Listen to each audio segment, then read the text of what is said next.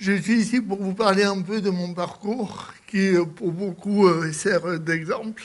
Alors, j'ai jamais voulu être un exemple dans ma vie. Je le suis devenu par hasard et j'ai fait tellement de choses dans ma vie que tout le monde veut que j'en parle. Donc, je vais vous parler un peu de mon parcours. Je vais rebondir sur ce qui a été dit tout à l'heure sur l'emploi, parce que moi, quand je suis né, je vais avoir 49 ans. Je suis né en 71 et à l'époque, il n'y avait rien de ce qu'il y a aujourd'hui. Aujourd'hui, il y a des aides, il y a des lois. Alors, ce qui est dommage, c'est qu'on soit obligé de faire des lois pour faire comprendre aux gens qu'on est tous différents et qu'on est tous susceptibles de devenir handicapés, parce que tous, même le plus valide, il deviendra handicapé à la fin de sa vie. Donc moi, je fais un métier que je vais vous parler après. Je m'occupe de beaucoup de gens de tout type, validés handi, de 7 à 96 ans. Je fais un métier extraordinaire et pour arriver à ce métier, j'ai eu un parcours complètement atypique. Donc, quand je suis né en 71, comme la trisomie, pas mal de handicaps de naissance, et surtout le nôtre, donc moi j'ai un handicap qu'on appelle infirmité motrice cérébrale. Quand je suis né, j'ai manqué d'oxygène. Alors, c'était pas prévu, et heureusement. Mais si on me pose la question, est-ce que tu es bien dans ton handicap? Alors, malgré le stress là devant vous, je dirais oui, je suis super heureux d'être handicapé et je ne changerai rien au monde. Si vous saviez aujourd'hui les avantages qu'on a quand on est handicapé, et je ne parle pas des lois, je parle de sa place dans la société. Si on sait l'utiliser, on peut passer partout. Donc moi, d'ailleurs, Théo, il a montré tout à l'heure qu'il était assez malin dans certaines situations. Et si on est malin dans le handicap, franchement, on a tout ce qu'on veut. L'argent, les filles, tout.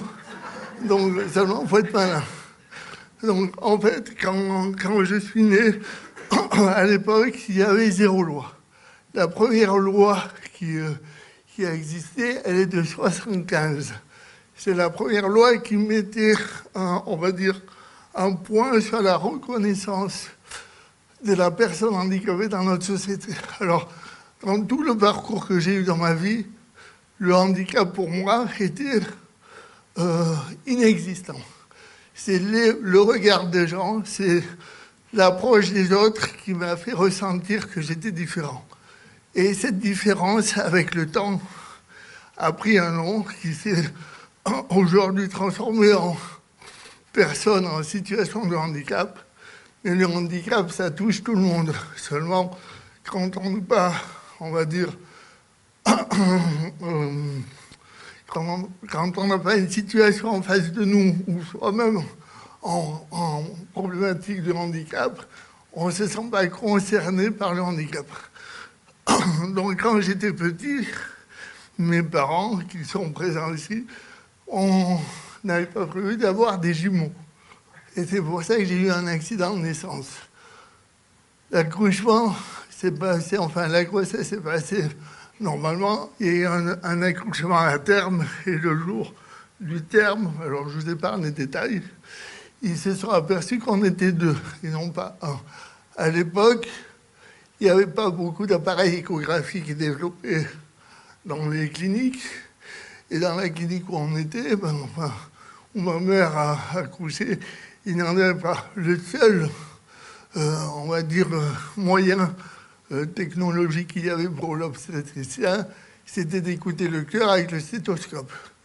Et la vie fait que mon frère et moi, nos 2 cœurs battaient à l'unisson. Alors avec le temps, 48 ans passés, il ne bat plus à l'unisson, mais on s'entend très bien.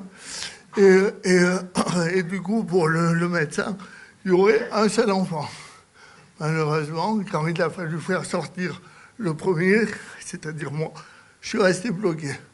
Donc à partir de là, il y a eu tout un tas de processus on va dire, de prise en compte du handicap. Quand ils m'ont dégagé avec les forceps, le médecin pédagogiquement parlant, en gros, a dit c'est un bébé à surveiller, il y aura des problèmes. Alors, je n'étais pas conscient de ce qu'il a dit réellement, mais ce n'était pas très positif pour l'avenir. Et donc, sans savoir qu'il y avait un deuxième qui arrivait. Donc moi, ils ont réussi à me dégager. Et j'étais quasi mort-né parce que j'ai manqué d'oxygène pendant minimum 10 minutes. Donc il a fallu faire du bouche à nez pour enlever tout le placenta qui obstruait les voies aériennes. Et du coup, à partir de là, ça a été l'apocalypse pour mes parents, je pense, parce que moi, maintenant, je suis parent et je sais ce que c'est d'avoir peur d'avoir des enfants avec des déficiences. Et donc, tout on va dire, le panorama de l'avenir avait changé. Alors déjà, il fallait changer la chambre. Ils n'étaient pas un, ils étaient deux. Donc il y avait plein de choses qui allaient changer. Et Olivier, ben, on ne savait pas ce qu'il allait devenir. Donc en fait, mes parents ont pris le process de dire, ben, de toute façon, il n'y a rien, on est obligé de se débrouiller, ah ben, on va faire avec. Donc moi, j'ai de la chance d'avoir eu des parents assez ouverts d'esprit, intelligents, même si des fois, ça a été très dur, autant pour moi que pour mes parents, de se forcer à agir dans l'intérêt de tout le monde. Et à partir de là, tout mon parcours a été lié à mon frère, qui lui est invalide. Donc, comme moi, j'ai ouvert la porte un peu en la défonçant, lui, il avait la porte carrément ouverte. Donc, il est sorti, il n'avait aucune difficulté, on va dire, d'oxygénation, de réveil, etc. Donc, il n'a pas d'handicap. Tout mon parcours a été le parallèle de mon frère. C'est-à-dire que mon frère, dès qu'il faisait un truc, moi, j'essayais de le faire. Alors, j'avais toujours un temps de retard, parce que j'ai marché qu'à l'âge de 2 ans et demi, 3 ans. À partir du moment où je rentrais à la maternelle, j'ai, par le biais de mon frère, eu la volonté de le suivre comme un lièvre. Malgré ça, ce qu'il faut se dire, c'est que l'avenir, il est incertain. Je vais vous parler de plein d'anecdotes dans le travail où, si on n'est pas malin, ben, on n'arrive pas à s'intégrer. Heureusement qu'aujourd'hui, il y a de l'aide. Donc, en fait, parcours sans les lois, sans les aides, sans les assos. Première gifle de la vie, c'est d'entrer à l'école. Donc, tout à l'heure, on parlait d'école, de formation. Je vais y revenir dessus avec tout ce que j'ai fait. Et en fait, on s'est aperçu que le handicap, c'est bien chez les autres, jamais chez soi. Et l'école, c'est chez soi. Donc les instituts, tout ça, à l'époque, l'enfant il est handicapé. En gros, on prend le frère, on ne prend pas Olivier. Et mes parents, avec la force de caractère de ma mère, c'est ou vous prenez les deux, ou vous en prenez aucun. Résultat, quelle est la solution quand on n'a pas de loi, pas d'obligation dans le service public? Eh ben, on va dans le privé. On va là où on paye. C'est malheureux.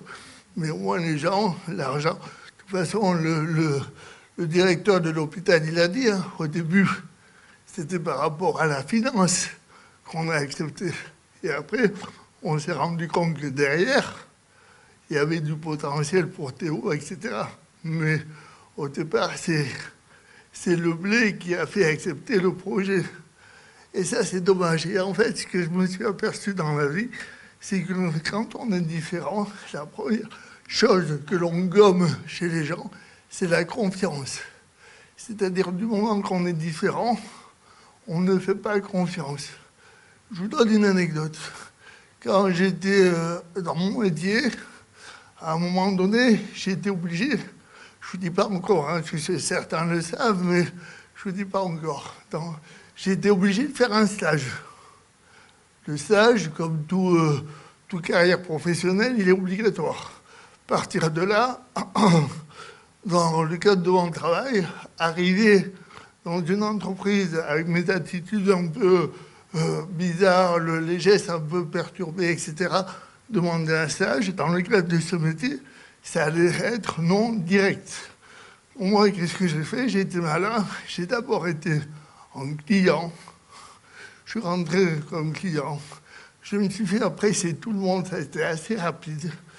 Et au bout de 2 mois, j'ai demandé au directeur de l'établissement si tout allait bien, etc. Et il m'a dit, oh, les gens t'adorent, etc. Et j'ai un stage à faire. Et par rapport au métier, il était scié. Il a dit, c'est pas possible. J'ai dit, si, c'est possible. Est-ce que je peux le faire chez toi? Et le fait d'être entré par la fenêtre et non pas par la porte d'entrée, le stage a été oui, sans réfléchir. Je vais en venir à ce que je fais aujourd'hui. Et en fait, tout mon parcours a été le fait qu'il n'y ait pas de loi, le fait qu'il n'y ait pas d'assurance d'aide, que mes parents devaient se débrouiller avec leurs moyens. C'est qu'il a fallu être malin. Il a fallu passer entre les mailles du filet. Donc du coup, j'ai fait des études, pas de haut niveau, et j'ai un bac plus 3, voire plus 4. J'ai fait un parcours que dans le privé, parce que dans le public, une fois qu'on est dans le privé, revenir dans le public, c'est un peu compliqué.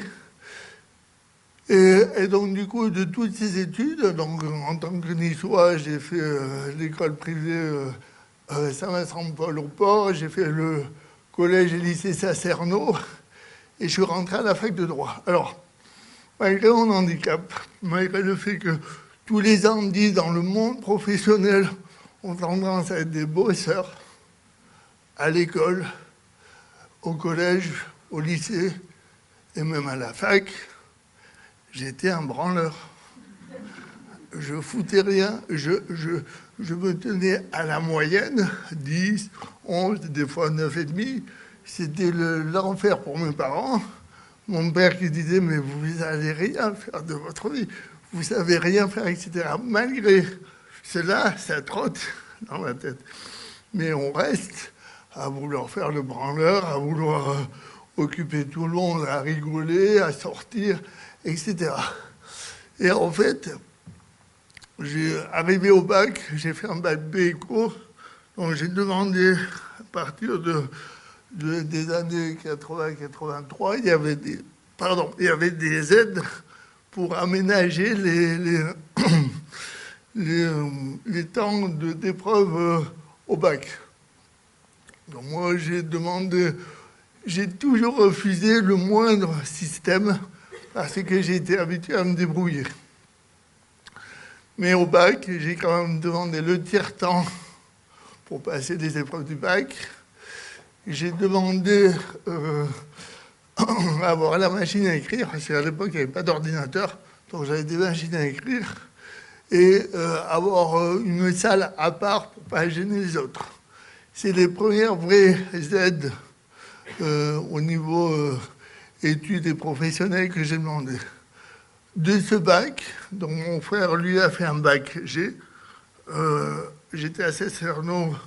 Après, j'étais dans une boîte à bac, une boîte privée qui s'appelait Descartes, qui s'appelait Descartes. Et de là, une fois que j'ai eu le bac, qui d'ailleurs a surpris mes parents en disant « Non, tu as réussi à avoir le bac, malgré un 2 toute l'année en maths. » Oui, j'ai eu le bac, mais moi non plus, je ne sais pas comment j'ai fait, mais je l'ai eu. Bon, il y a des petits détails que je balance un peu dans le livre. Et donc, de cette période où j'avais 19 ans, je ne savais pas quoi faire de ma vie. Entre 14 et 19 ans, c'est à partir de là que le mot « tu es handicapé » est arrivé. Dans mon métier, quand je m'occupe de trisomiques, pour eux, c'est moi l'handicapé. C'est pas eux. Quand j'ai fait des activités avec eux, les premiers temps, ils me considéraient comme un handi. Après, avec le temps et on va dire la situation, j'ai eu Vivien d'ailleurs en stage pendant 1 an. Et les trisos pour les trisomiques, pour eux, j'étais lundi. Donc ils étaient plus à mes soins, eux, presque moi, avec eux. J'étais plus dur avec eux qu'eux avec moi. Par contre, c'est vrai que c'est des comment dirais-je, c'est des obéissants. On leur demande un truc, on leur demande une tâche, une mission, ils la font. Et s'ils la font mal, c'est compliqué. Tout ça pour dire aussi, pour ouvrir une parenthèse, dans le monde du travail, pour revenir à la confiance, la problématique, c'est que le handicap, dans la tête des gens, c'est on prend un nom trisomique et on ne regarde pas les différences de degrés. Ceux qui ne savent rien disent ben, t'es trisomique, tu ne sais rien faire. T'es handicapé moteur, tu ne sais rien faire. Alors qu'il y a des niveaux, comme chez les valides, il y a des gens qui font des études, il y a des gens qui n'arrivent pas à faire des études, et pourtant ils sont valides. Donc du moment qu'on est trisomique, on est incapable. Du moment qu'on est en fauteuil roulant, on est incapable. Du coup, on enlève cette marge de manœuvre de dire, ben, lui, il peut, et on peut adapter, lui, il peut tout faire et tout va bien. Non, du moment qu'on a une situation de handicap, on est étiqueté incapable. Et ça, je l'ai appris à partir des études de droit. Et je me suis dit, il faut que ça change. Et ça a commencé à changer quand, là, j'ai envie de dire à mon métier, en deuxième année, troisième année de droit, en licence. Donc moi, je faisais de la musculation. Quand j'avais 17 ans, j'ai démarré la musculation. Alors au départ, c'était un peu pour... je suis un peu la génération Arnold Schwarzenegger, Stallone, etc. Et dire voilà, tout le monde me regarde comme si j'étais handicapé. Et j'aimerais qu'on me regarde autrement. Donc j'ai décidé d'inverser la balance. Et tout ce que j'ai demandé à mes parents, l'avantage que j'ai eu, c'est que mes parents me faisaient confiance. Donc ils ont toujours dit oui, si ça peut t'aider, on va le faire. La première chose pour attirer les gens vers moi, et qui allait me servir à moi aussi, c'est de faire de la musique. Je vais vous montrer après des vidéos. À l'âge de 13 ans, la kiné et l'orthophonie, c'était obligatoire, c'était indissociable du handicap, mais j'apprenais rien. Vous ne pouvez pas apprendre et progresser dans un cadre qui n'est pas ludique. Donc du coup, j'ai demandé à mes parents de faire de la musique, de faire de la batterie. Alors imaginez avec mes gestes complètement parasites, faire de la batterie. Eh ben, c'est possible. C'est du travail, hein, comme tout, hein, mais c'est possible. De là à 17 ans, j'ai dit, on va peut-être faire un peu de musculation. Pour avoir un peu, j'étais tout maigre, j'étais un stock à fiche, j'étais vraiment... voilà, mais parce que je consomme beaucoup d'énergie à cause du handicap, je n'arrive pas à grossir. Et donc je me suis dit, prendre du muscle, ça peut être intéressant pour plaire aux autres, pour qu'on me regarde autrement que, oh, le pauvre, il est tout tordu, il parle mal, etc. Donc il y a eu des phases comme ça, et arrivé à la fac de droit, et j'ai ma meilleure amie qui me dit Olive, pourquoi tu vas toujours à la salle de muscu de la fac? Pourquoi tu ne vas pas dans une salle privée? Et donc je suis allé dans une salle sur ce conseil, alors c'était pas le même tarif, à l'époque c'était en francs, la fac je payais 70 francs la salle de muscu à l'année, et là je passais à 1700 francs. Bon, c'est pas le même budget, donc si on fait le rapport en euros, c'est pas grand-chose. Ça prouve qu'on se fait arnaquer avec l'euro. Mais bon, c'est une autre chose. Et donc, de là, je rentre dans cette salle pour prendre des renseignements. Et là, il y a le coach, qui est toujours un ami, bon, que je vois moins, qui me voit, on discute, et il me dit, mais moi, j'ai jamais vu d'handicapé en salle de musculation privée, traditionnelle, salle de fitness. Alors imaginez le mec, beau, brun, les pecs saillants, les bras, c'est Arnold. J'ai dit, oh, ça c'est un métier que je veux faire. Il a 50 nanas hystériques derrière qui sautent dans tous les sens. Et lui, il est devant le miroir. Et ben voilà, c'est ça la vie. C'est simple. Et c'est parti, je vous jure, hein, c'est parti comme ça. Et donc de là, j'ai dit à mes parents, j'ai dit, je vais arrêter la fac, je vais être prof de fitness. Ma mère, elle a dit, peut-être, mais c'est nul les études de droit. Oui, mais quand même. Et donc je suis arrivé à avoir ce que je voulais, comme d'habitude. Donc j'ai arrêté en pleine maîtrise de droit des affaires internationales pour passer 2 brevets d'État. J'ai passé un brevet d'État d'éducateur sportif handisport. Et dans la même année, je me suis inscrit au brevet d'État de préparateur physique, prof de musculation. C'était en 1995. Donc aujourd'hui, les diplômes sont un peu dénivelés vers le bas. Et donc, de là est né mon projet professionnel de dire je veux intégrer le handicap dans les salles de sport ordinaires. À partir de là, alors, on va peut-être démarrer le premier slide. Voilà, on y arrive. Donc, à partir de là, j'ai changé complètement les perspectives de ma vie, de dire je vais faire quelque chose d'ordinaire dans l'extraordinaire. Donc, devenir prof de muscu quand on est handicapé, ça ne s'est jamais vu. Donc, ça a été un périple énorme. Ça a été un combat contre l'administration. Et ma vie, je ne savais pas ce que j'allais faire plus tard. Alors, l'avantage que j'ai par rapport à certaines personnes en dit, c'est que j'ai un caractère de fer que je lâche jamais rien. Ça, je le dois à ma mère en grande partie parce que elle est passée pour une sorcière auprès des gérants parce qu'elle était très dure avec moi. Mais ça m'a, moi, obligé à me forcer aussi à faire les choses. Même si des fois, elle disait, Olivier, il n'a pas un poil dans la main. Il a une poutre. Et pourquoi la poutre? C'est pour s'appuyer dessus, que le poil, il s'écroule. Donc, voilà. Et donc, ma mère m'a obligé, relève-toi, marche, relève-toi, continue. Quand je renversais le riz autour de l'assiette, c'est un grain de riz, c'est 1 franc. Tout grain de riz qui dépasse de l'assiette, tu me donnes des sous. Alors, ça fait un peu militaire, hein, mais ça marche très bien. C'est ce qui manque à la société d'aujourd'hui. Il y a trop d'assistanat, il y a trop de... on laisse faire, etc. Et ça devient le chaos. Donc de là, j'ai dit, je passe les diplômes. Tout le parcours a été chaotique parce que c'est même remonté jusqu'à Guy Drut, qui était à l'époque ministre des Sports. Ils m'ont, en restant un peu poli, vraiment emmerdé. Ils ne voulaient pas d'un handicapé prof de sport. J'étais le premier à l'échelle nationale à passer un brevet d'État et en plus en refusant d'aménager toutes les épreuves.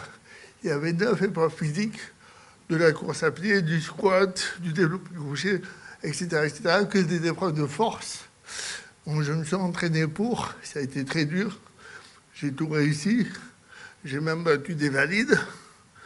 Et c'est vrai que quand on me voit comme ça, on ne saurait pas que je puisse faire tout ça. Et en fait, c'est la volonté derrière.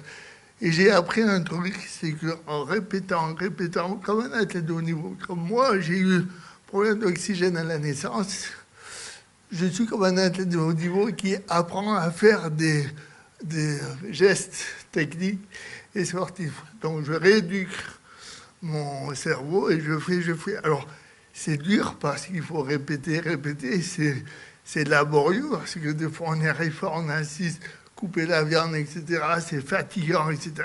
Mais au final, on réussit. Donc du coup, j'ai dit, je vais essayer d'apporter ça dans un métier où il n'y a personne encore. Donc on était en 96. De là, la même année, j'ai les 2 brevets d'État, je les passe en même temps. Je m'échappe à l'un pour aller passer l'autre au niveau des épreuves. Je réussis tout dans la foulée en étant major de la promotion en handisport. Et personne ne me connaissait à la Fédé handisport. Je suis arrivé en parfait inconnu. De là, dans le brevet d'État, comme j'ai dit tout à l'heure, il fallait faire un stage. Donc, comme je vous ai dit, faire un stage dans une salle de vitesse, tu arrives, tu es tout tordu et tu dis je vais faire un stage. Quelle est la réaction du patron? Elle est où la caméra cachée? C'est un gag? Non, non, c'est réel. Donc, pour éviter de me retrouver dans cette situation, j'ai dit je vais faire autrement. Je vais rentrer en client, je vais payer. Un client dit, il ne peut pas le refuser, à 2500 francs l'abonnement, il prend. Donc moi, je suis rentré.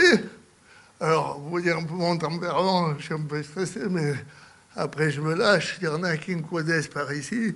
Ils savent que je suis un peu débridé. Et donc voilà, je me fais adorer par tout le monde. Et je lui ai dit, voilà, je cherche un stage. Et il m'a accepté. De suite, les premiers cours que j'ai donnés, alors qu'on n'avait même pas le droit à l'époque, c'était de l'aquagym. Donc je faisais de l'aquagym, je faisais des cours d'abdos fessiers, je faisais des gym bâtons pour les seniors et des préparations physiques, etc. dans la salle de muscu. Donc de là, j'ai dit OK. Et à partir de là, tout le monde s'est rué sur moi en disant Olivier, il est rendu, il est prof de gym. Il s'occupe de valide alors qu'il est rendu. Il est différent. On va essayer de mettre une lumière sur lui. Et à partir de là, les premiers articles de presse que j'ai eus ont fait que la ville d'Antibes m'a recruté. Et elle m'a demandé de créer tout un pôle handisport à la ville. Et c'était en 98-99.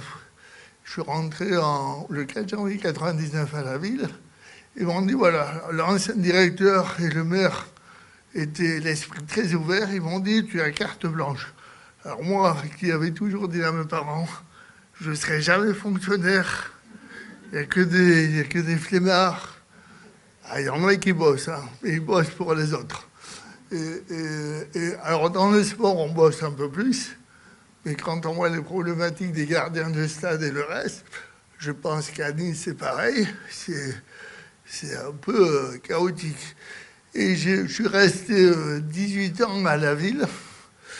Et au bout de 18 ans, avec les changements de direction, je ne me voyais plus dans l'administration. Parce que moi, je suis un super crap. J'ai envie de tout faire, de tout créer, etc. Donc, qu'est-ce que j'ai fait? J'ai décidé de partir. Mais entre-temps, on va passer à l'autre... Donc là, les photos, c'est des cours de gym à la ville d'Antibes. Et là, c'est la structure que j'occupe à l'heure actuelle. Tu passes le... Alors, je vous montre peut-être la vidéo. Ouais, la vidéo que vous voyez, le parcours petit. Alors, c'est pareil. Dans le parcours général, j'ai voulu faire comme mon frère. À la fin de la vidéo, vous allez voir que je suis un peu déluré. Et en fait, mes parents ont toujours fait en sorte que je suive mon frère aussi. Donc quand ils voulaient faire des choses, moi je voulais les faire aussi. Donc ils ne m'ont jamais interdit. Donc toutes les difficultés motrices que j'avais petit fait qu'on ne savait pas qu'est-ce que je pourrais faire avec. Et le premier défi, ça a été le ski. Alors, je skie aujourd'hui comme tout le monde. Je descends des noirs en ski parallèle, etc. Par contre, j'ai passé des week-ends et des mois à tricoter, à essayer de tenir l'équilibre, à essayer de rester sur des spatules, etc. Pendant que mon frère, lui, faisait... de l'apprentissage ordinaire. Alors, comment j'en suis arrivé à faire du ski? Même mes parents pensaient que j'allais pas y arriver. C'est une erreur de parcours. C'est que la monitrice m'a confondu avec mon frère. Elle dit, mais Sébastien, t'es pas habillé, il y a cours. Et ma mère a dit, mais non, c'est pas Sébastien, c'est Olivier. Et il peut pas faire de ski, il tient à peine debout. Elle dit, mais est-ce que vous avez essayé de lui faire du ski? Ils ont dit non, essayez. En fait, le fait d'avoir essayé, moi, ça m'a donné envie. Comme Théo, comme les autres, quand on a envie, on est performant. Donc, du moment qu'on a du plaisir, qu'on a de l'envie, on peut arriver à abattre des montagnes. C'est pour ça que même les valides dans le monde du travail, si l'envie et le plaisir n'est pas là, ils font du sale boulot, ils font de l'alimentaire. Et donc ici, on a le choix dans la vie de vraiment choisir ce qu'on veut faire. Et c'est pour ça que je me bats pour montrer aux gens que même handicapés, on peut avoir confiance aux envies et leur faire des choses qu'ils ont envie de faire. Donc j'ai passé du temps à tricoter et petit à petit, vous allez voir les vidéos, je skie aujourd'hui comme tout le monde. Et ça a été la première preuve que quand on veut, on peut. Seulement, il faut réunir les moyens pour y arriver. De ça, toutes ces épreuves-là m'ont permis de comprendre à moi que j'avais des capacités. Et dans notre société aujourd'hui, ce qu'on enlève au mot handicap, c'est les capacités. Moi, quand je vois Théo, même Raphaël qui nage, etc., du moment que vous faites confiance aux personnes atteintes de handicap, que vous connaissez un peu en testant leurs capacités, que vous voyez qu'ils peuvent, il faut laisser aller la machine. Il faut laisser faire, il faut driver, il faut être derrière, il faut essayer d'aider, mais il faut laisser faire. Et moi, aujourd'hui, c'est pour ça que je dis je suis très heureux d'être handicapé.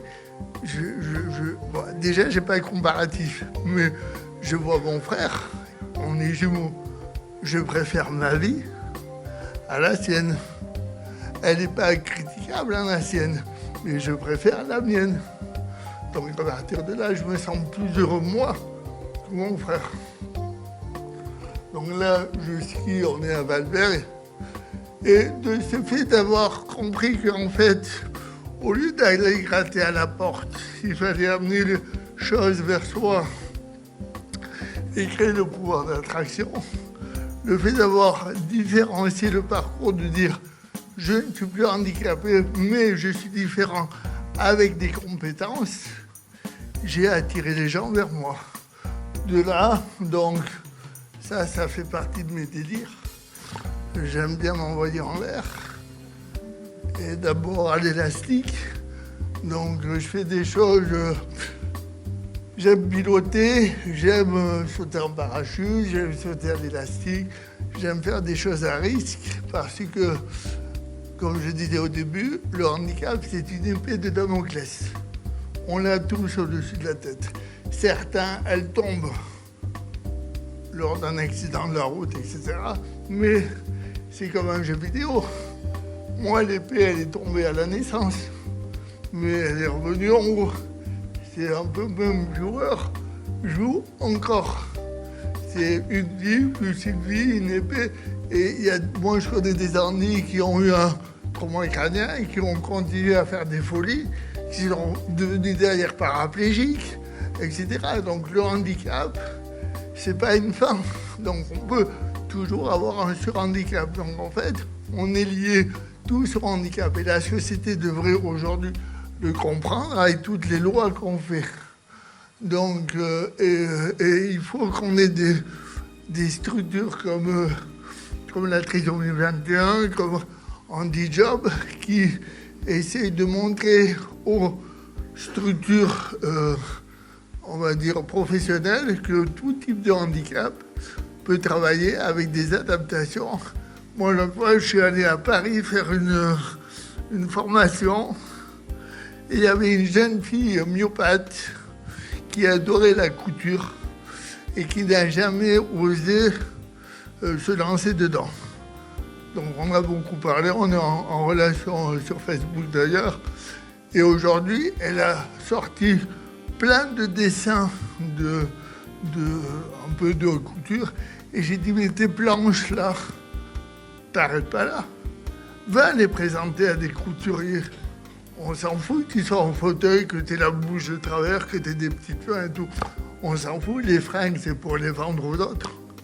Donc tout ça, c'est croire en soi, c'est dire je veux faire quelque chose et je me donne les moyens. Et derrière, il faut des gens qui suivent derrière et qui ont envie de croire en vous. Donc, Tout ça pour dire qu'après les brevets d'État, après la ville d'Antibes, où j'ai été déçu du mode on va dire, de créativité, de professionnalisation des agents, j'ai voulu partir. J'ai déposé un projet pour développer tout le secteur handi à la ville, qui a été accepté par le maire, refusé par le directeur des sports. Donc j'ai dit je m'en vais. Et j'ai créé une petite structure qui n'est pas très loin d'ici, où j'enseigne l'aquagym, l'aquabike, la musculation, le pilate, etc., pour accueillir autant des valides que des handis. J'ai des déficients visuels, j'ai des autistes, on essaie de développer les autistes, et j'ai des retards intellectuels sévères, j'ai un mélange d'handicap moteur et un peu retard intellectuel, et derrière, j'ai que des valides. Donc le principe, c'est de faire des small groups, petits groupes de travail sportifs. On est 4 maxi, et dans les 4, il y a des fois 1 ou 2 handis. Et comme le prof, il est tordu, les clients, ils peuvent pas dire non, moi je fais rien avec des handis. C'est con, hein, un prof, il est tordu. Donc à partir de là, tu peux pas dire autre chose que oui, pas de souci. Donc la mentalité, ça appartient à la structure, ça appartient à l'ouverture d'esprit de l'équipe. Et aujourd'hui, ce que j'ai fait avec tout ça, donc dans le parcours de coach sportif, je peux dire que je suis coach sportif, j'ai créé en 99-2000, sur demande de la Fédé Handisport, on parlait des formations tout à l'heure. Aujourd'hui, vous avez des diplômes, donc des brevets professionnels de l'éducation physique et sportive de la jeunesse et sport, les BPGEPS, qui ont la prérogative tout public. Seulement, quand on parle de handicap, il y a 0 contenu.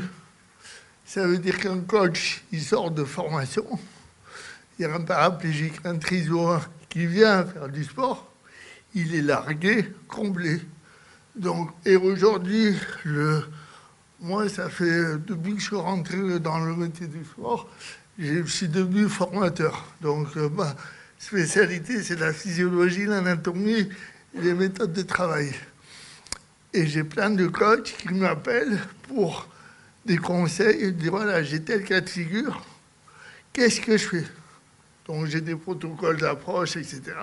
Et en fait, comme on a des formations dénivelées vers le bas, puisqu'on veut rendre l'accès au travail pour tout le monde, il y a des choses qu'on n'apprend même plus sur les bases.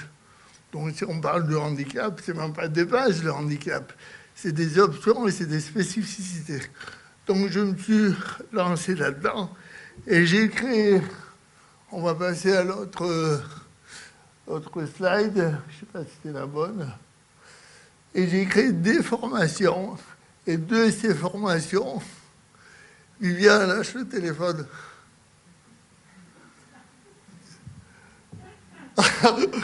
Voilà, donc passe encore une slide.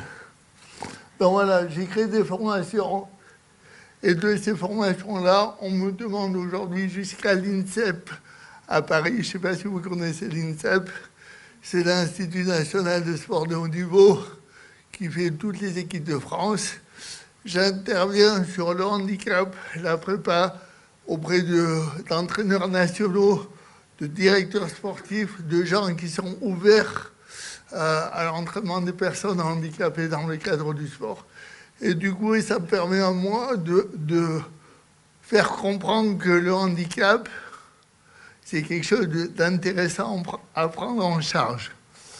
Donc là, j'ai des coachs que je forme, que je mets en situation de handicap pour qu'ils comprennent comment gérer, comme certains ont fait aujourd'hui, l'escape game en situation de handicap, de comprendre que on arrive dans une salle de muscu, n'importe laquelle, on est déficient visuel, comment on va gérer ça? On a les autres à gérer, on a le déficient visuel en plus, comme les autistes. Donc il y a de l'organisation, il y a du contenu, il y a de la méthode, il y a la manière de parler, la manière d'agir, les sons de voix, et après, il y a le contexte général. Donc tout ça, je l'ai développé sur demande de la Fédé Handisport, qui, malgré leur brevet d'État, restent, et c'est dommage pour eux, ils restent trop focalisés sur le handicap. Moi, j'en ai marre de voir des handis avec des handis. Les handis, c'est des valides avec des différences. Et pour moi, ils doivent rester avec les valides. On ne va pas faire de la ségrégation avec toutes les lois qu'on a. On est obligé d'avoir des lois pour dire coucou, j'existe. J'ai besoin d'aide. Donc, à un moment donné, il faut que ça s'arrête. Et donc, j'essaie de faire comprendre par le biais des formations que si on s'occupe d'handi, quel que soit le degré de handicap, il y a toujours une solution pour intégrer la personne. On l'a vu avec Théo. Alors, ils ont mis 2 ans à se mettre en place au point que Théo, il a dit, bon, le stage, c'est terminé, on va peut-être passer à autre chose. Pourquoi? Parce que tout le monde flippe. Tout le monde a peur qu'il soit incapable, qu'il n'arrive pas à faire, etc. Et ça, je l'ai vécu. Quand on me dit, j'ai fait 2 choses avec le système quand il a été créé. J'ai fait avec HandiJob, juste pour avoir une aide pour acheter une voiture. Alors moi, j'ai une voiture mécanique. Ça fait partie des combats que j'ai menés aussi, d'avoir une boîte mécanique et non pas automatique, pour pouvoir tout conduire, parce que j'ai dit le jour où j'ai une bagnole mécanique et que j'ai qu'un permis automatique, ben je n'aurais pas le droit de la conduire. Même si je le fais, je serai en infraction. Donc mes parents avaient des voitures à boîte mécanique. Ils ont dit, ben, faut essayer de faire en sorte que tu arrives à l'avoir. Ça a été très facile, mais ça a été laborieux au niveau administratif. Ça, j'en parle dans le livre aussi. Et il y a plein de choses, en fait, dans notre système social et administratif qui est pourri, qui n'est pas réfléchi. Vous imaginez qu'un test de conduite pour savoir si vous savez conduire, vous passez devant 2 médecins, on vous demande de vous fumer, vous buvez, lisez-moi les lettres sur le tableau, et on vous dit inapte à la boîte mécanique. Je vous ai con quoi? Vous m'avez vu conduire? Ma mère, elle m'a vu m'énerver, elle m'a dit calme-toi, on va trouver des solutions. J'ai dit mais la connerie humaine, elle m'énerve. Au bout d'un moment, c'est fatigant d'avoir des gens qui vous disent non, c'est pas possible, alors qu'ils n'ont même pas vu comment vous faisiez. C'est un truc de dingue. Donc ça fait partie des choses que moi je dénonce un peu dans mon livre. Et donc, en fait, tout ça pour en venir à ce que des solutions, on en trouve. Et j'ai perdu du coup le fil de mon discours, je suis désolé. Donc, le permis de conduire. Donc, la formation, j'essayais en fait, dans les formations, de montrer aux stagiaires que le handicap est très facile à gérer du moment qu'on ouvre l'esprit. Parce qu'en fait, il suffit de connaître un peu la personne, de discuter avec, de tester un peu ses capacités et de voir ses limites. Mais on fait pareil avec des valides. Moi, j'ai des gens valides autour de moi, des gens que je croise, etc. Je me dis, mais c'est pas moi le handicapé, c'est lui. Moi, je sais compter, je sais écrire, je sais me servir d'un ordi, je sais faire plein de choses. Tout ce qui est minutieux, j'ai du mal, ben, je demande de l'aide, etc. Mais il y a, je pense, une généralité de gens qui croient que du moment qu'on met le mot handicap, tout s'arrête et les handis ne servent à rien. Moi, j'ai une amie qui a travaillé avec moi. Son mari, heureusement, elle a divorcé. Il a dit, mais qu'est-ce que tu te fais chier à aider les handis? Ça sert à rien. Et j'ai dit, mais un mec comme ça, tu le mets à la poubelle. Il sert à rien lui aussi. Donc à partir de là, on a des mentalités aujourd'hui qu'il faudrait changer parce qu'on a l'aide des pouvoirs publics au niveau des lois. Et c'est des journées comme ça, des structures comme la Trisomie 21. Moi, quand je vois les efforts qui ont été faits pour intégrer les gens, les jeunes à Monoprix, à McDonald's, je trouve ça génial. Et donc, quand moi j'ai retrouvé mon fil, quand j'ai passé le permis, quand j'ai été recruté à Antibes pour être agent territorial, j'ai fait appel à l'AGFIP pour acheter un véhicule. Parce que moi, j'avais une voiture pourrie, je faisais avec les moyens du bord. Et donc, on m'a dit, oui, l'AGFIP peut payer 50% de l'achat du véhicule, dans une limite de temps. Et tu y as droit. Donc, j'ai monté le dossier. Alors, si j'avais été recruté en agent territorial stagiaire, j'aurais eu droit à rien. Donc, je me suis démerdé avec le directeur des sports d'être recruté à l'époque en emploi jeune. Contrat de droit privé, eh ben, j'ai droit à l'aide. Donc, j'ai demandé l'aide. J'ai eu, à l'époque, c'est 50 000 francs. Et moi, j'ai rajouté derrière pour l'achat de la voiture. Comme je n'avais pas besoin d'aménagement, levier de vitesse, etc., je n'ai pas eu d'aide supplémentaire. Ça, c'est la première chose que j'ai faite. Et la deuxième chose que j'ai faite, c'est HandiJob. C'est même avant. J'étais passé par HandiJob sur les premiers emplois d'éducateurs parce que je ne savais pas où aller taper à la porte, etc. Et HandiJob, à l'époque, m'avait trouvé un emploi saisonnier de 2 mois à la mairie de Saint-Janet, où ils voulaient créer une cellule sportive l'été. Le problème, c'est que la politique n'était pas cohérente. L'été, sur un stade, en plein cagnard, j'ai passé 2 mois à être payé à bronzer. J'ai rien fait. Il y avait 0 gosses, ils étaient tous à la plage. C'était donc, j'ai dit, et au bout d'un mois et demi, j'ai dit, ça ne sert à rien de renouveler, vous perdez de l'argent. Et le responsable m'a dit, bon, on s'en fout, t'es payé. J'ai dit, mais moi, payé à rien foutre, ça me fait chier. Donc je préfère rester chez moi et développer des projets. C'est les 2 seules fois où j'ai pris des aides pour avancer. À partir de là, j'ai dit, je me débrouillerai tout seul. La structure que j'ai créée il y a 3 ans, avant ça, grâce aux formations, j'ai créé du matériel. Tu peux envoyer la slide suivante. Voilà, j'ai créé ce matériel-là. Donc ce matériel-là, je l'ai créé en 2005. J'ai déposé le brevet en 2009. Il est sorti de terre en 2012. Donc il n'est pas vieux, il n'est pas récent non plus. Donc ça permet à tous les handis de rentrer dans une salle. Et si, selon le handicap, on adapte tous les exercices, si on ne peut pas accéder au matériel. Alors, ce n'est pas un truc qui me fait vivre, ça me coûte plus d'argent qu'autre chose, parce qu'un brevet national et international, ben, ça coûte des ronds. D'ailleurs, mes parents me disent, c'est quand tu vas arrêter tes conneries, parce que tu donnes de l'argent à tout le monde.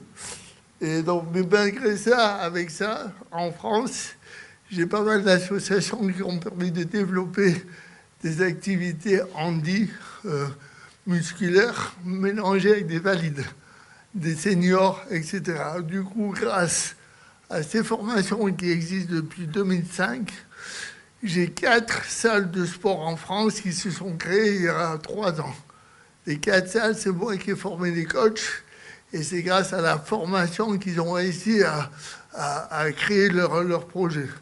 Donc il y a des choses à faire, il y a beaucoup de choses à faire, mais c'est qu'en ayant l'envie, en donnant la confiance, en se faisant plaisir, qu'on arrive à réussir.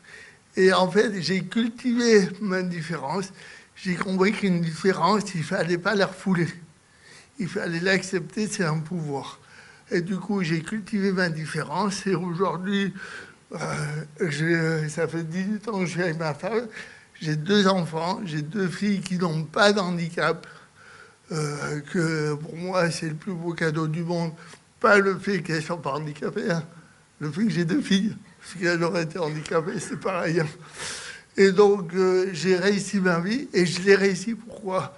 Parce qu'en fait, j'ai compris qu'il faut se servir du système quand on peut, mais il faut aussi se bouger les fesses tout seul. Parce qu'aujourd'hui, on crée du système, on assiste les gens, mais assister, c'est pas aider. Il faut juste aider et pousser les gens. Et aujourd'hui, on a des valides qui sont pires que des handicapés. Ils sont complètement assistés au point d'être lobotomisés et de se dire, mais qu'est-ce que je vais faire de ma vie? Moi, je vous montre des gens qui me contactent sur Facebook en disant, où tu trouves ta force? Dans l'envie, dans le plaisir. On trouve un truc qui te donne envie, qui te plaît, etc.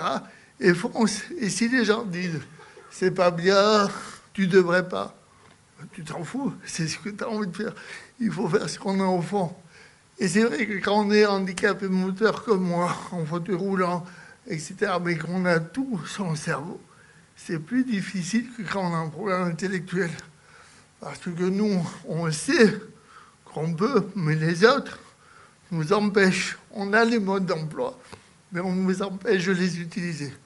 Alors que dans la déficience intellectuelle, on n'a des fois pas conscience. Donc on est obligé d'être motivé derrière.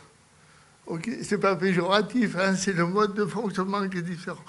Et la problématique, c'est qu'on arrive en fauteuil roulant, de suite, c'est catalogué, ben, on ne peut pas, tu roules, tu ne peux pas monter des escaliers et tout.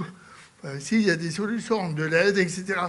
Et après, moi, je connais des gens, j'ai des athlètes de haut niveau que j'ai eu valides, qui sont devenus rendis, que je leur ai appris à se démerder. Je prends l'exemple de Frédéric King, que j'ai connu valide, et quand il a eu son accident au championnat de France de BMX, il s'est retrouvé tétraplégique. Donc imaginez, vous êtes vice-champion d'Europe, etc. Vous avez tout ce que vous voulez, l'argent, les filles, les soirées, etc. Et du jour au lendemain, plus rien, il n'y a plus qui fonctionne à partir de là jusqu'en bas. Donc la sexualité, elle est à 0, voire moins 10. Donc il n'y a plus rien qui fonctionne. Donc mentalement, on se considère comme quoi? Ben, comme plus rien. Donc Frédéric, moi je l'ai connu valide. La première chose, quand il est sorti de l'hôpital un an après, la première chose qu'il a fait, c'est qu'il est venu me voir.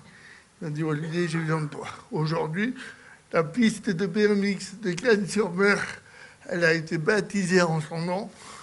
Je lui ai refait passer son brevet d'état de VTT en situation de handicap. Il enseigne au club de BMX à Cannes pour des enfants valides, alors qu'il est en fauteuil. Je lui ai présenté sa copine, il s'est marié, j'ai été son témoin. Il a un petit garçon, ça s'appelle Christopher. Et quand je vois ça, je dis, mais on peut tout réussir. Seulement, il faut accepter la situation. Et Frédéric, un jour, je lui ai posé la question, j'ai dit, est-ce que tu reviendrais valide si tu avais l'opportunité de redevenir valide? Il me dit franchement non. À part pour certains trucs, les problèmes de vessie, etc., le reste, le fauteuil, c'est un piège à filles.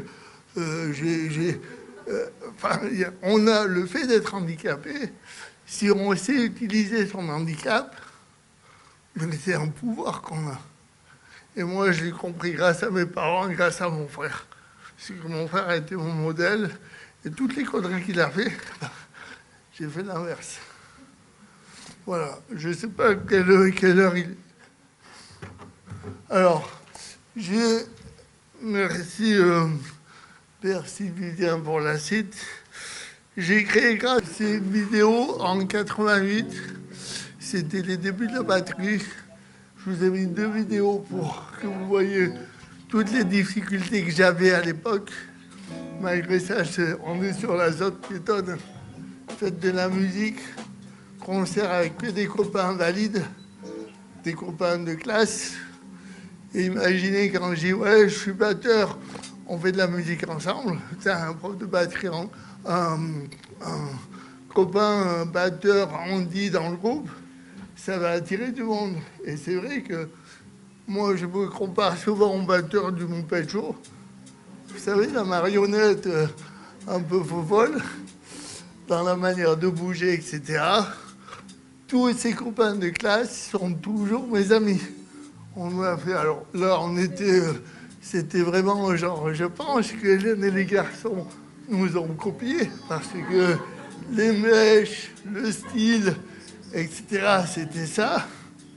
Donc, moi, j'étais pas cri-cri d'amour, hein, mais voilà. Et donc, à cette époque-là, j'avais compris que je pouvais faire des choses. Et la batterie, j'ai continué. Tu peux envoyer la deuxième vidéo derrière, revenir en arrière. Et donc là, la vidéo, c'était il y a 5-6 ans.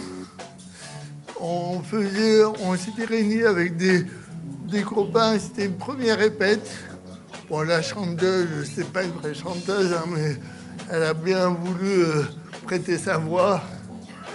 Et pour que vous voyez un peu ce que j'étais avant et ce que je suis devenu, comme le ski en fait, pour avoir un comparatif. À l'époque, je tenais ma main comme ça, parce que j'ai de la spasticité, j'étais crispé et je tapais comme ça. Aujourd'hui, je délaye les bras, j'arrive à bouger. Pourquoi? Comme les athlètes de haut niveau, c'est le fait de faire pour faire travailler et de jamais lâcher. Donc aujourd'hui, je joue de la batterie avec mes problèmes, puis je joue n'importe quel style. Et je m'éclate. Bon, maintenant moins parce que j'ai plus le temps. Et on a arrêté il y a 4 ans la musique en groupe. Parce que j'ai plus le temps de faire des concerts.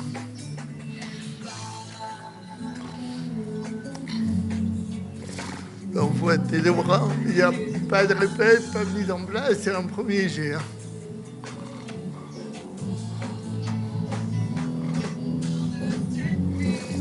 Donc là, c'est pour prouver aux gens qu'on peut arriver quand on a envie. Et c'est ça le secret en fait. Le plaisir, l'envie, la confiance et croire en soi. Et si on a ça, nous, on le transmet aux autres et c'est les autres derrière qui vont faire la même chose. Et si vous avez confiance en vous, valide ou on dit, ben les autres ils vous font confiance. Tout est là. On n'est pas obligé d'aller au bout. Il connaît Cendrillon, hein, je pense. Voilà. Et entre-temps, j'ai écrit 2 livres. Alors, la petite anecdote. Donc, le premier livre, c'est grâce à Vivien que je l'ai écrit, parce que Vivien était en stage avec moi à la ville d'Antibes quand il passé sa première ou deuxième année en APA. Et il m'a dit, Olivier, il n'y a pas de livre qui réunit des infos essentielles pour savoir un peu le monde du handicap moteur. On nous parle beaucoup d'autisme, de trisomie, etc. à la fac, mais le handicap moteur, il y en a moins. Donc, il faudrait réfléchir. Du coup, j'ai dit, allez, banco, j'ai écrit ce livre qui est en vente encore sur Amazon. Et j'en ai aussi. Et donc, de là, ça a été en 2006 qu'il a été publié. Et un jour, alors c'est la préface du deuxième livre, je monte à Paris voir un ami journaliste qui s'occupe de la rubrique Ruquier politique à l'émission On n'est pas couché, donc un copain du lycée. Et j'arrive dans la salle et je vois toute l'équipe de Braco avec Jean-Luc Anglade, Geoffroy Thibault, etc. Et Christophe a dit, ouais, il y a un mec qui vient, vous allez voir, c'est une tuerie. Donc, je ne crois pas que je sois une tuerie autant que ça. Et donc là, on a discuté et l'un des acteurs a dit, mais ta vie, il faut l'écrire. Tous les détails, tous les petits trucs qui peuvent aider les autres, il faut l'écrire. J'ai dit, ouais, non, c'est bon, j'ai déjà écrit un livre pédagogique, c'est chiant et tout. je ne vais pas faire un roman, je ne suis pas écrivain non plus. Et donc, il m'a donné un numéro d'un réalisateur de cinéma qui s'appelle Jean-Marc Longval. Il m'a dit, appelle-le et lui, il va t'aider. Moi, je ne suis pas dans le showbiz. J'ai aucune prétention à être dans le showbiz. Je ne l'ai jamais appelé. 6 mois après, c'est lui qui m'appelle. Il me dit, oui, Olivier Diane. Oui, c'est moi. Vous ne deviez pas m'appeler il y a 6 mois. Oui, mais je n'ai pas osé. Ah ben, vous auriez dû. C'est moi qui vous appelle. Ben, vous voyez, vous venez à moi. Pareil, ça revient à moi. Et je n'ai pas fait exprès hein, sur ce coup-là. Et donc, à partir de là, on a discuté. On a beaucoup discuté. Et il m'a dit, moi, je vais écrire ton livre avec toi. Donc, toi, tu vas tout raconter et on va mettre en page, faire des chapitres, etc. Mais pas d'en faire juste un roman. C'est que du roman, on va en faire un film. Donc là, on est en pourparlers depuis 1 an avec des boîtes de production pour faire le film de mon parcours, qui est pour beaucoup de monde extraordinaire. Moi, je trouve qu'il est assez normal, mais apparemment non. Au point d'en faire un film, tant mieux, si ça plaît à tout le monde. Et donc, à partir de là, on est en relation avec certains modes de production pour là, ils sont en train de le lire pour essayer de dégager toute la partie sportive entre 20 et 30 ans pour devenir coach sportif. Alors, le livre part de la naissance, va jusqu'à aujourd'hui, pratiquement, et il est sorti il y a 1 an. Il est en vente sur Amazon. Alors, on en a déjà écoulé 800 à peu près. J'ai été obligé, pareil, de me débrouiller parce que je suis allé voir tous les éditeurs français, même les plus grands. Ils m'ont dit oui, le livre est génial, mais vous n'êtes pas connu. Et le co-auteur, dont Jean-Marc, a dit mais c'est à vous de le faire connaître. Ah ouais, mais aujourd'hui l'édition c'est compliqué, on ne prend pas de risques. J'ai dit ok, c'est pas grave, j'ai l'habitude de me débrouiller, on ne va pas lâcher l'affaire. Et je l'ai sorti en septembre l'an dernier. Donc là, je me permets de vous en présenter quelques-uns si vous en voulez. Sinon, il est sur Amazon. Et je balance un peu des détails, des problématiques de l'intégration du handicap, surtout pour devenir coach, et toutes les problématiques quand on est petit. Quand moi j'étais petit, tout ce que mes parents rencontraient entre l'école, le collège, le permis de conduire, l'arrivée dans le monde professionnel, les études, etc. Et j'essaie de montrer que malgré tous les problèmes que l'on a pour avancer dans la vie, s'il y a un problème, il y a une solution. Le tout, c'est de ne pas lâcher prise, de ne pas baisser les bras et de dire mais on peut y arriver. Seulement, aujourd'hui, notre société nous dit laisse tomber, profite de ci, profite de là. Et aujourd'hui, petit à petit, on laisse faire les choses et on rentre dans le chaos social. On est obligé de faire des lois, on est obligé de stimuler des gens pour aider les autres. Ça ne vient pas tout seul. On est obligé d'imposer des choses pour accepter les autres. Et ça, c'est pas normal. Donc, voilà. Donc j'ai essayé de dénoncer un peu tout ça avec beaucoup d'humour. Parce qu'il paraît qu'on rigole beaucoup et on pleure beaucoup dans le livre. Donc voilà. Et aujourd'hui, je vous ai amené des fly. On essaie de développer plus d'activités handi dans la salle. Alors c'est sûr que ce n'est pas une salle ordinaire. Ce n'est pas une salle de 2500 mètres carrés avec des appareils de muscu. J'ai des petites zones de travail à 4 dans le bassin. Et donc si jamais ça vous intéresse de tester des séances d'aquagym, aquacross, aquabike avec des amis handi, etc., vos enfants du cross-training, du pilates, vous êtes les bienvenus.